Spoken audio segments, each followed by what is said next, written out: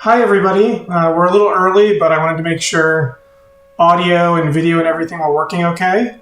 And while we're waiting another couple minutes for anybody who's coming late to get here, I wanted to just sort of speak about what these streams are sort of going to be about and what the goal is of them. Basically, over the summer, I've got trying to dedicate more free time to connecting with fans, answering questions, and also sort of showing off and getting feedback on all the stuff we're working on. So not every week, but I'm going to try to do weekly Friday streams covering stuff that we've been working on that week or in the past few weeks. So for this first stream, we'll be covering StarDriven Gateway, which is a game we've actually been working on for well over a year. The lead designer is Todd Walsh, and I'm sort of co-designer and lead developer on this particular game. So keep in mind with all these streams, it's called in development for a reason. All these games are still in development, and while I will be talking about rules, don't get too bogged down into the details because stuff can change. But I think the overall gameplay and obviously the theme of each game isn't going to change much. So again, little details may change on exactly what things cost or exactly what abilities do exactly. But I still think the overall turn flow and, overview of the game is not going to change much at this point, certainly for this one. Part of the reason I'm showing this one off first is because we have such final components. We recently printed, a game crafter prototype. So a much nicer looking prototype for this particular game. We're going to take this game to Gen Con this year in August. We certainly are going to start showing it to press there and hopefully even some players. So if you're lucky enough or plan on attending Gen Con or conventions in the future and you find Todd or I certainly think this is the type of game we're going to be carrying around with us for the next several months while we work towards launching it and offering it on Kickstarter. We're sort of in that playtesting review phase, still have some development work to do. So yeah, that's sort of an overview of what these streams are going to be like. We're going to keep them to an hour. So I'm going to be signing off at noon, and we'll have a video on demand for anybody who misses it or needs to pop in, pop out, that they can catch up later on our YouTube channel. So for everyone that's here, thank you so much. I'm going to start talking about StarDriven Gateway a little bit more, and then I'll switch over to the table and I'll be talking to you and walking you through things and checking the screen for any questions you may have as we go along. So let's give us some little starter pretext. StarDriven Gateway is going to be the first game in our StarDriven line of products. So Todd and I, years ago at this point, 3 or 4 years ago, on a drive out to Gen Con or Origins, I'm not sure which convention, started talking about Star Trek, Star Wars, sci-fi shows, sci-fi movies, and if you know Rock Manor Games, you know that we don't have any sci-fi games right now. So Todd and I started discussing what we would want to see in sci-fi games, what we like in sci-fi movies and TV shows, and we started sort of crafting this larger IP and universe, which we'll use the name in StarDriven. So any game in StarDriven will be connected to sort of those worlds and those ideas. And Gateway, we figure, is a great name and an apt title for this particular product because it's all about finding an alien gateway in a system that's not part of the United Worlds. And the conflict of the game, or at least the episode that we've been developing and that I'll show you first, is about sort of rogue smugglers / roguish smugglers, Han Solo type, independent people living in this particular system or galaxy who are against joining the United Federation, and then the United Federation competing and trying to influence the local planets and governments here to vote to join the United Federation. And of course, their hope is to control the gateway, and the smugglers, independent contractors, are hoping to keep the system independent so they can operate the way they're used to operating. So that's a quick overview of this particular game. I'm going to switch over so we have dual cameras going. So you'll be able to still see me, hopefully, and see my table set up here. I did my best to fit everything on here with my laptop. But this is basically a setup. I set it up for 1v1. There will be other player modes and player counts, but obviously with this particular episode and this particular setup, I thought this made the most sense. So let's talk about the components, what we have on the board. So we have miniatures, of course. So we have a rogue ship that looks sort of like this. They'll be on little stands, so you can move them around the board. And then we have a sleeker looking Federation ship. And what you'll be doing in this game, primarily what you're doing, is you're managing and assigning the crew on your ship. And this is the only non-professionally printed component I currently have, because this board is changing so much and is so large. But everyone will have a player board. I guarantee this will look much different. We're going to have like a dual layer player board where your dice can fit in. I have your deck of crew. You'll have some crew in your crew quarters to start. Here, I'll place this over here just to go over the different stations in your ship and what you'll be assigning crew members to and telling them what to do. I know this isn't showing up well, so I'll just point and walk through it. So the stations we have are the helm, and each of these stations is basically related to an action you can take in the game.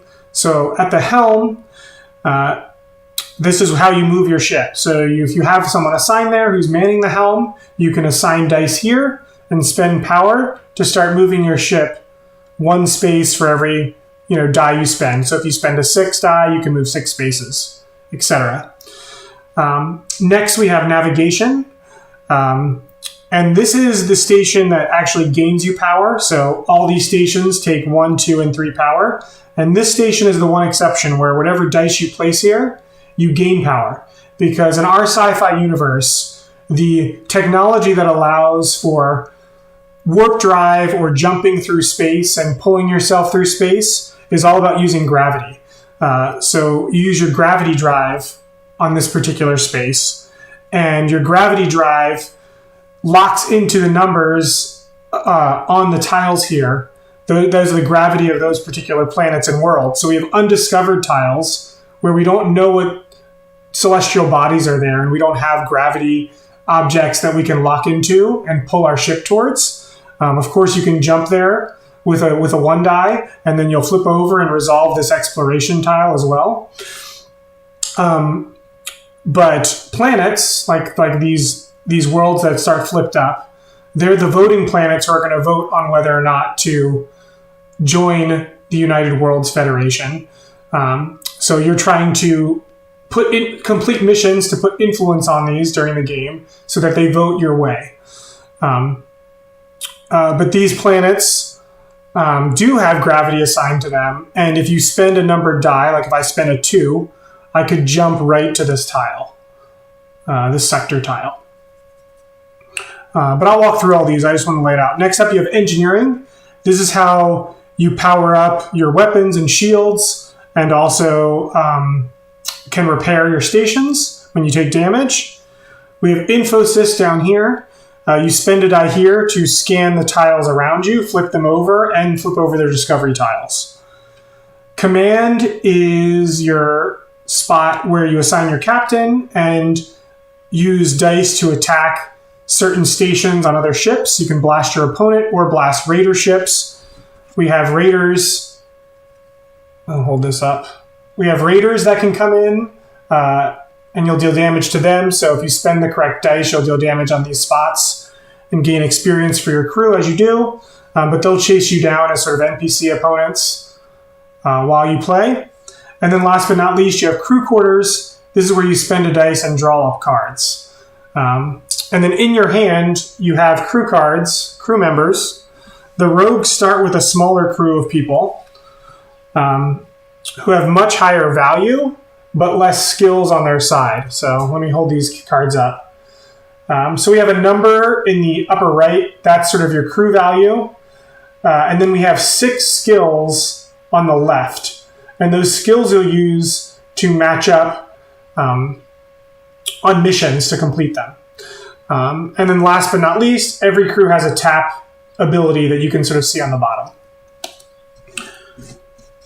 Okay, so I'm going to keep my board here, but I'm going to sort of play it off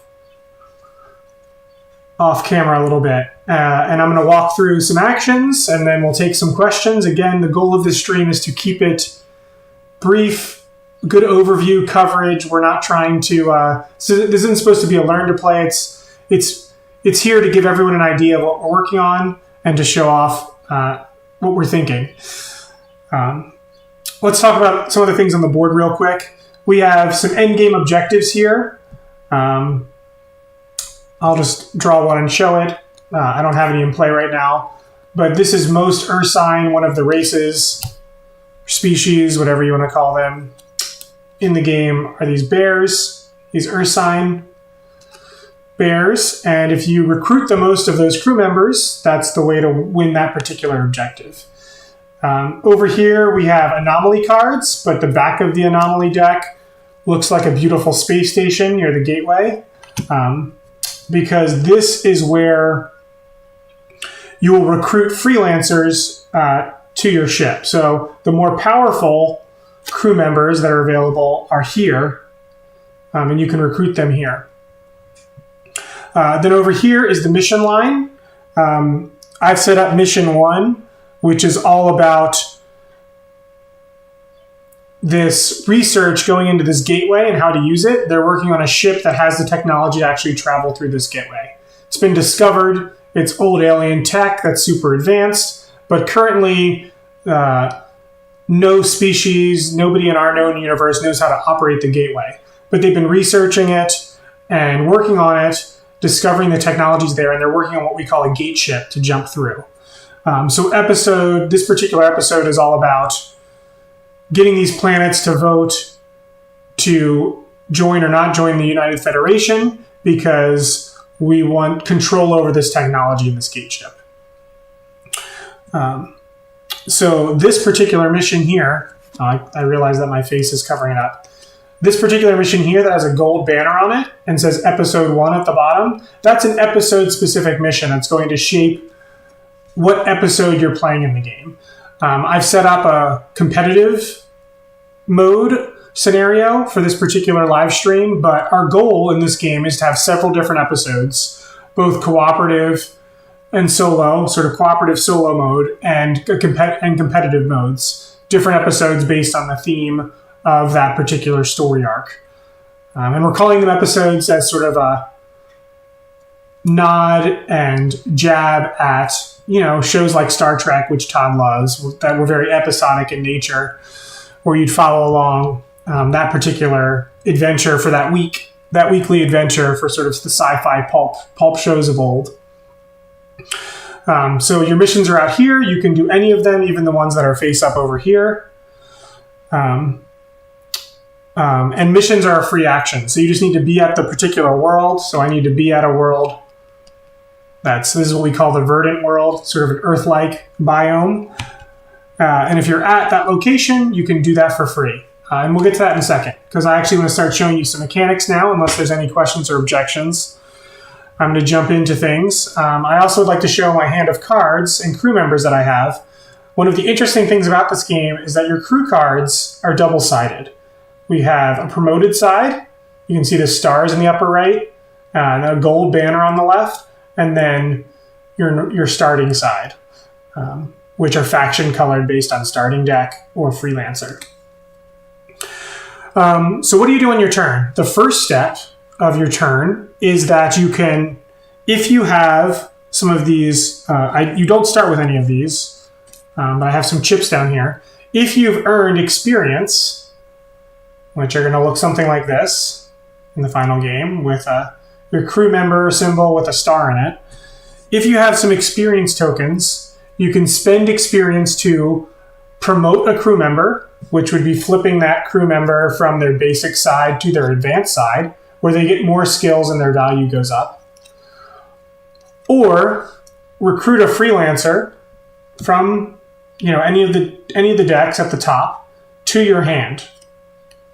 You can't do that on your first turn, but you can spend experience. That's one of the things you spend experience on to improve your crew.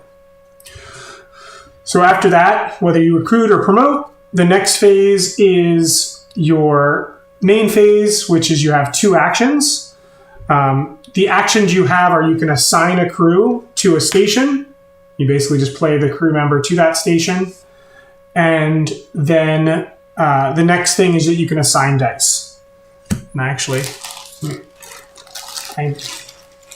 all the dice that I have not rolled my dice. It's what you do at the start of the game. You roll your dice. So I should have some dice here. This gold dice shouldn't be here. I'll put these dice over here. So again, I mentioned that Todd Walsh is the designer of this game. So if any of you are familiar with Set a Watch, he's taken this idea of activating cards with, you activate abilities with dice in that game. In this, you activate stations and assign dice to those stations. Sort of a similar mechanic that he likes. Okay, so on my first turn, I'm playing the rogue ship here. I am going to, let's see if I can finish this supply mission run in my first turn. Okay, so what I'm going to do is I'm going to assign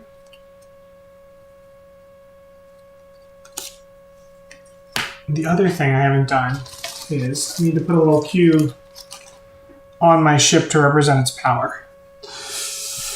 There'll be a little slider for power. Okay, so I'm going to, as my first action, I'm going to assign this crew member to navigation. It's a race of bird-like aliens that have lost their wings, so they're really good at tinkering and mechanics. Because in the lore of our thing, they're sort of always been striving to regain the ability of flight. So they're particularly good engineers and tinkerers. We call them the Machiki race. And that particular one is a privateer, obviously, because it's with my faction. So for my first action, I'm going to assign this crew to my ship. And then I'm going to use this 3 die. And I'm going to assign it to my first spot on my navigation station to take the gravity drive action, which means I can jump to any location with a 3 gravity, and I also gain that much power. So I'm going to gain that much power. I'm going to go up to 9. And my ship is going to jump to this desert biome planet, to hopefully complete the supply run mission. So when I arrive here, I'm going to reveal this token, and that symbol means I've hit an anomaly. There's a spatial anomaly in this sector. So I'll draw an anomaly card. And these are going to change. We have different things here. But these are certainly going to change. We're probably going to simplify them. So we have a contagion. We've come across a contagion on this planet. We need to roll a die and discard all crew in hand that are not robotic, whose value is equal to the rolled result. Then I take 1 damage at crew quarters. So I'm going to take my damage to crew quarters. And damage goes in your dice location. So this is in crew quarters, but it covers up your die spot from top to bottom. It takes 1 power, 2 power, 3 power to take these actions. So as you take damage, your actions become more costly power-wise. But I'm going to put that down on crew quarters, which is unfortunately off camera. And then I need to roll a die. And I rolled a 5. My cards are all 2s and 3s, so I don't have to discard any to back to the crew quarters. They would get sick, and they'd have to go to sort of crew quarters med bay. And then this has a science symbol on it, which means that I can discard a crew that matches that symbol to keep this card for its discard effect, which I will do. So I'm going to discard my synth. My synth crew member is going to work on studying the contagion. He's going to go to my discard pile. And I get to keep the contagion card. And I can sort of tuck it under my board. And I have this discard effect, which is a free action. And the discard effect is fully repair a station. So if I ever take more damage and I'm at risk of taking some hull damage, whenever a station fills up with damage, you take a hull damage and you only have like 2 or 3 hits in hull damage. I may spend that card to fully repair a station to avoid that. So I've taken my 2 actions, and that's what I do on a turn. But there are a couple free actions. We've already mentioned these anomaly cards, which we can spend for free. But we also can complete a mission for free if we're at that particular biome and can meet the conditions of the mission. So we're going to talk about missions here. So we have a supply run here. It has a reward. And I need to spend this many crew and have this skill to complete the thing. And I can tap crew and expend them. I can tap promoted crew to use their skills and their effort towards a mission. I can discard regular crew from my hand or ship. So obviously it's better to discard from hand. But as you'll see, I don't have anyone with that skill at the very top that matches the supply run. So I can't complete that mission right now. I do have someone coming up in my crew quarters, so I could draw from my crew quarters and potentially complete that next mission. So that would be my turn, where my turn ends. Players obviously take turns moving around, taking their 2 actions. But we're not going to do that. We're not doing an official playthrough. So I'm just trying to give you an overview of everything that you can do in the game. So I'm sort of just going to take a couple turns to show you the core 6 actions of the game that represent your stations on your ship. So for my next action, one of the things I should note too, that these spaces on the board, this space was blue, which means I need to spend a blue dice. We call blue dice science dice. We have like reflex dice, which are green. They're spent on the green stations. Red are command dice. Yeah, reflex, and then science, sort of intellect dice. So we have a theme for each die as well. So let's show what else we can do. Let's sort of show some other things off. So I'm going to spend 2 power. And this, in a black space, you can spend any die of any color. So, I could spend 3 power here if I didn't have a green die that worked at engineering to do that. So let's say I spent 2 power and 4 to draw 4 cards from my crew quarters. 1, 2, 3. I only have 3 cards there. That would be my first action. And then my second action, let's equip this particular character, this particular crew member, to Infosys, which is a way to scan surrounding sectors. So there's only 2 actions. I spend a die. You could spend 2 die on a turn. Just every card you play and every die you spend is an action. You get 2 actions. Spent my 2 actions. I could do free actions. So I could, just as an example, let's do it. I could tap my crew member as a free action and use his ability, which is gain 2 power. So I could gain 2 power back that I spent. And then let's go, because I drew from crew, because now I can complete this mission. So I'm going to show you sort of how missions work and how completing a mission works in this game. So I can complete the supply run now. I can discard this crew member from my hand who meets the skill and meets or exceed this number. So I put him on the bottom of crew quarters. And then I complete this mission. I get the reward. I gain power equal to the current sector's gravity number, which is 3. So I actually gain 3 more power, which means my power is maxed out at 12.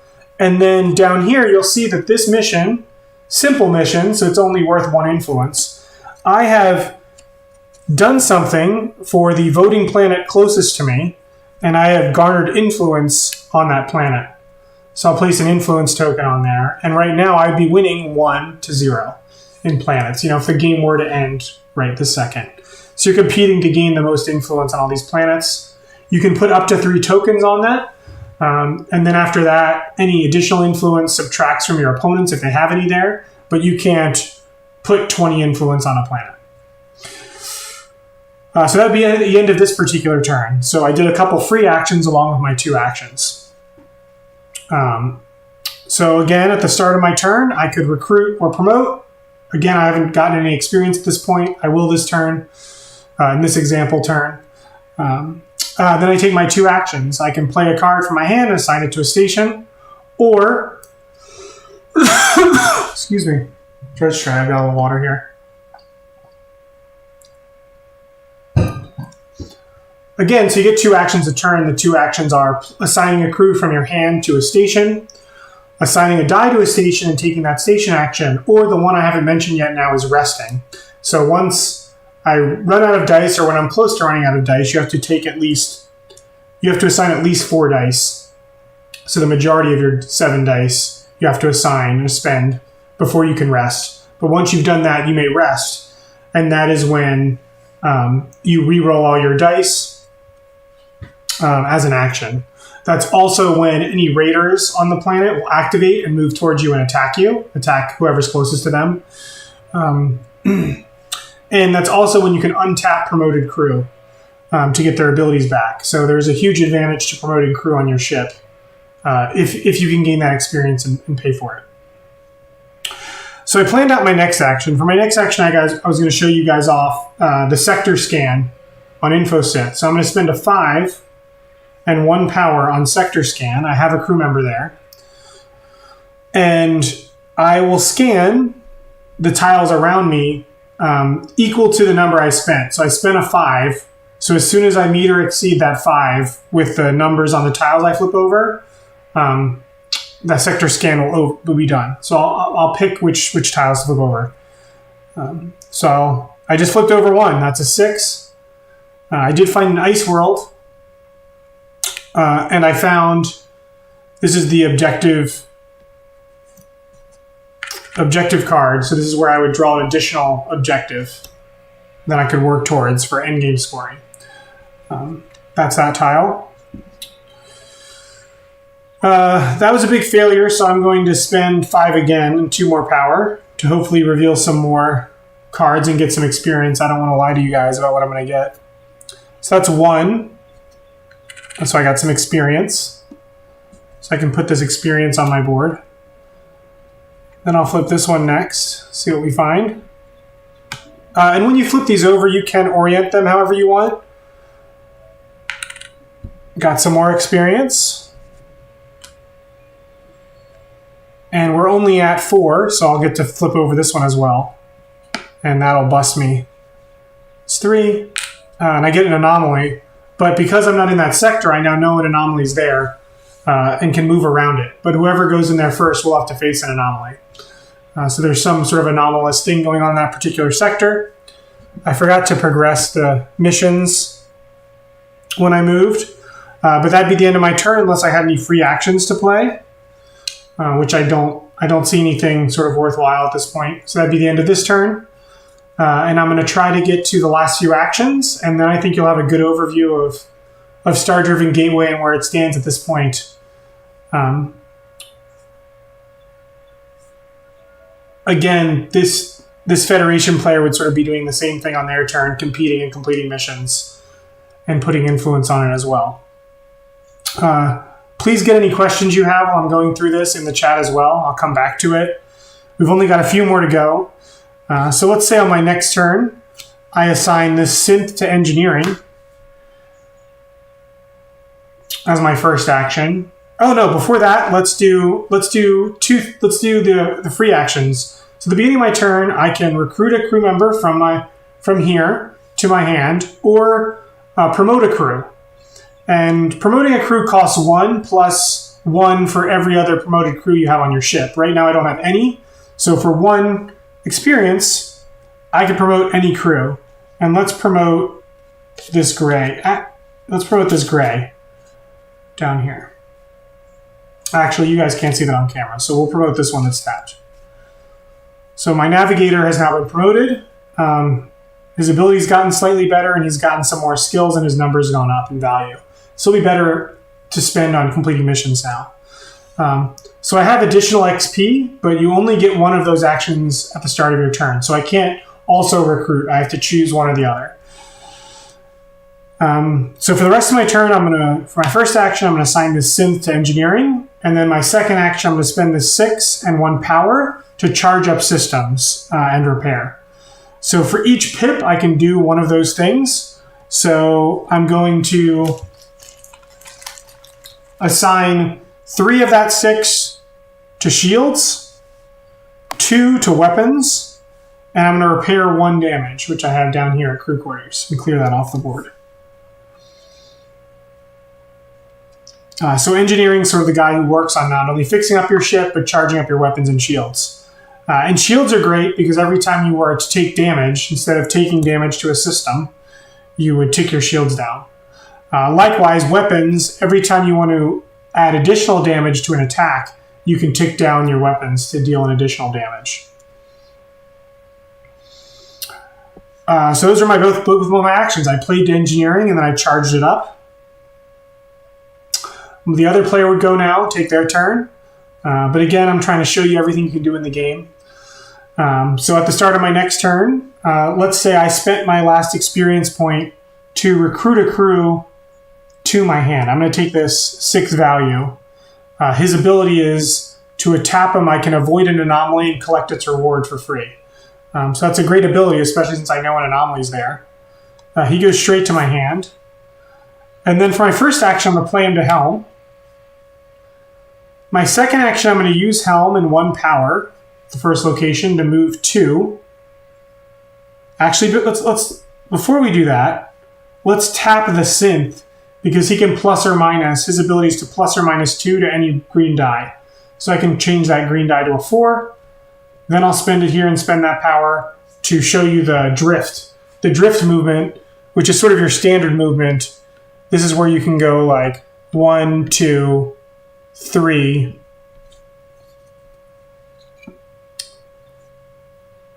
I got some experience there.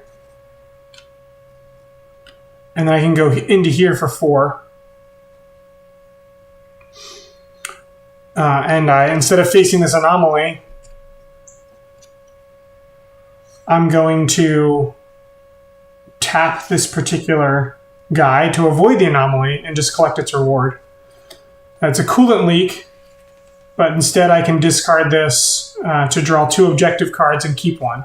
So let's just use that free discard effect and do it now. I would draw 2 of these cards.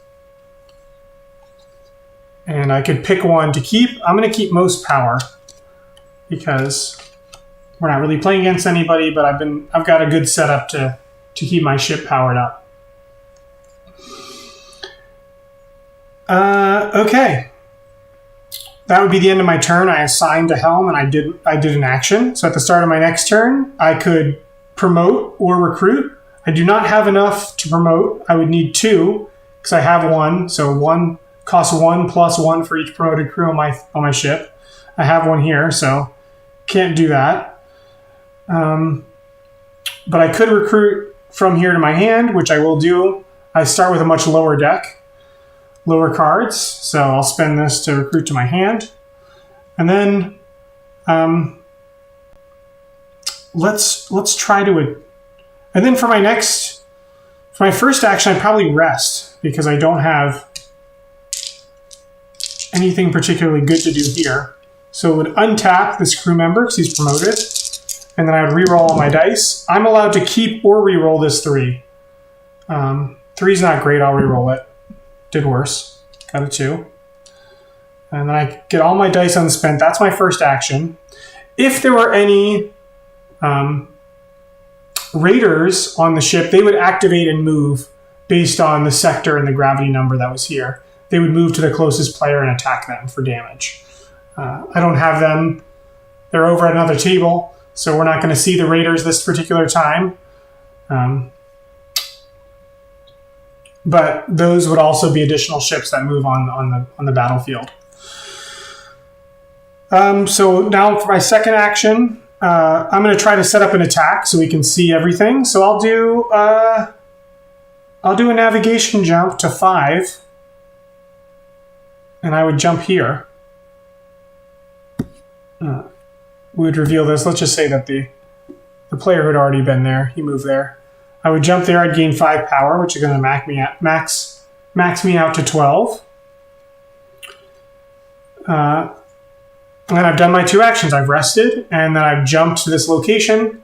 My opponent may blast me on my turn. I don't know. I've run out of actions, so they may jump away.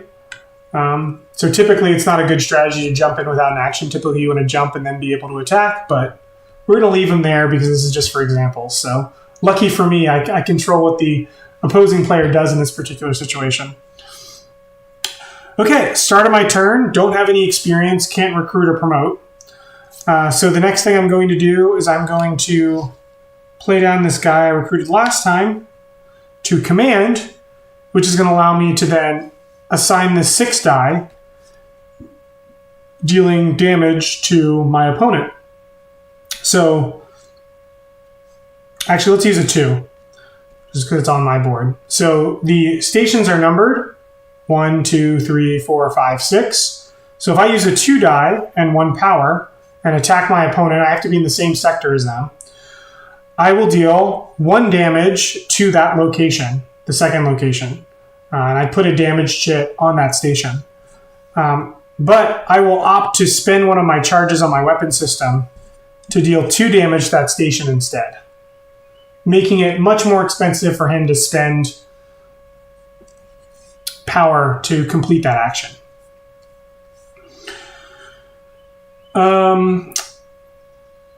And that we've now covered all the basic actions your ship can take. And we've covered a turn in brief a few times. So maybe I attack, and then I'm a scaredy cat, so I spend a 4 to jump away. And that's my turn. Actually, you know, it'd be better than spending a 4. Let's tap this guy as a free action to decrease it to 2. And let's jump for 2 power, which still maxes me out to this place, and I would get this, and that's a raider tile, which would spawn a raider on that tile. And then if you're on a tile with a raider at the end of your turn, they would attack you. So let's just, for example's sake, let's say this raider appeared, and my turn's over. I spent all my actions. I attacked and jumped. They deal 2 damage to me. So I would roll this dice twice. They hit my 5 station and my 4 station, but luckily I have shields. So instead I would just tick down my shields 2 down to 1. But if I hadn't had those shields, I would have taken damage chits and taken the spots up on my board there, taking those die locations away with damage. You continue playing the game until you get through all the mission cards. There's only about 6 for a particular mission, or if either player's ship blows up, you end the game there and see where the voting planets lie. And then whoever controls the most voting planets in this particular scenario wins the competitive mode of this game. And that's StarDriven Gateway. So thank you so much for tuning into this live stream and watching. I'm going to look at my screen here. I don't see any questions pending. But you know, I hope you enjoyed it. Hopefully it gave everyone an idea what the game's sort of about. It's about exploring the system. It's about, there's some combat, some light combat with your opponent. It's more about guerrilla style, jumping in, doing a little bit of damage and jumping away, and avoiding raiders. It's about completing missions. Whatever mission you complete, in my example, I was on this mission, so I applied it to this. But if I did this ice mission or this mission, it applies to the closest voting planet. So you actually have to move around and apply influence. You need to spread yourself out, so you're applying influence everywhere in the system. One of the things I did forget to do is when you do a mission on a particular system, you block that system. You only have a couple blockers, but it prevents you from just sitting there and drawing in and doing the same mission at the same location over and over and over again as a free action. But that's StarDriven Gateway. So let me switch back to my webcam unless anyone has any questions. But even if you do, I can hold the component up to the screen. We'll just, again, I want to keep these streams under an hour, so we're right at about 30 minutes, which is more than enough for me if there's no questions out there. But that's a quick overview of StarDriven Gateway. Hopefully it looks like something that's up your alley or something you're interested in. I should point out that if you're interested in playtesting this game at all, or if it's something that you think you could contribute to in the blind playtesting section of it, if you're going to any conventions, please let us know. We can arrange a playtest there, or we may have an event where you can playtest it there. We also have a Discord server for Rock Manor Games where we could set you up with a digital version of the game to playtest. We do need to write a rule book to sort of blind playtest. So right now we're not quite there yet, but joining our Discord channel to talk about or ask any questions later, if you watch this video later, is a great way to reach us as well. And I think that's it. Unless anybody has anything else, we'll wrap up our in development live stream for this week. Catch us next week. We'll be showing off a different game, covering something new, something else we're working on. And then the week after that, we should have one more new thing that we're working on. Again, they're all in varying different stages of development, but we are working on 3 different games sort of at the moment. And I have physical things to show you and can play around with at least in person for all 3 of those games. One of them is much rougher and on note cards than the other, but this one looks quite nice. So thanks so much for tuning in. Hope to see you next week. And feel free to ask any additional questions at our Discord server or on any of our social media channels afterwards. Happy to answer any questions about this game. We do have a channel in our Discord server about Gateway, though, so that'd be the best place to get all the questions about this game together in one place.